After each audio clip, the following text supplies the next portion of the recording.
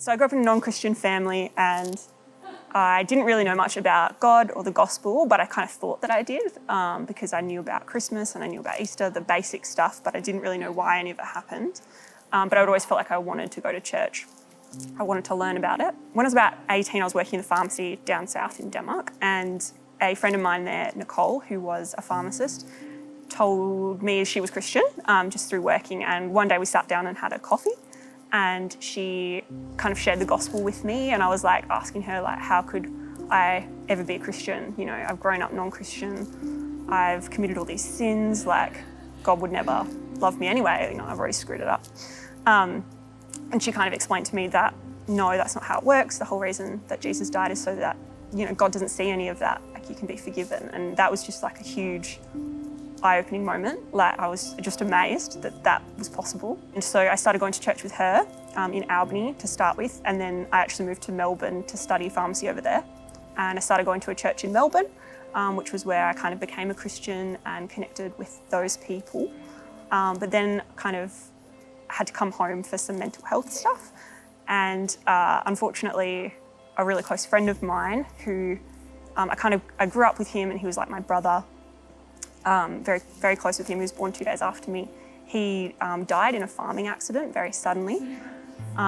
So I was kind of just really angry at God, stopped going to church, didn't want anything to do with Christianity anymore because I didn't understand how like a loving God could take him away. So that was really difficult for me. I kind of turned my back on God for about like 5 years or so. But I think God always kept working on me. It was always in the back of my mind, like that I wanted to learn more about God, and kind of, you know, it was something I had to do. Over the last year, so it would have been 4 years later, it's been pressing on me a bit more, and I kind of wanted to find a church but didn't really have anyone to go with. Was kind of reading my Bible a little bit, trying to figure out if it was something that I believed in, wasn't too sure. And then recently I connected with a friend called Frances, and that was through my boyfriend and her husband, and found out that she was actually Christian and looking for a church as well in the same area. So we started church hunting together and we found Elevate, which was really great. I think a big part of me in like my hesitancy to be like, yes, I'm a Christian, was the fact that I didn't feel like I would be accepted and loved in a church for who I am. I've always been feared, not so much of the judgment of God, but the judgment of people, I think. Wow. So for me, it was really scary to go to a church. So having a friend was really helpful, but also the fact that people here are really loving and really welcoming, and that they love me for who I am was a big thing. And I felt like safe here to come and learn. And I think that was a big stepping stone for me. So I started reading the Bible more, kind of praying a bit more about it, and just, hoping that I would kind of believe. And then, I did. I kind of accepted that I think I've believed all along, but I didn't want to for a while because it was just too hard.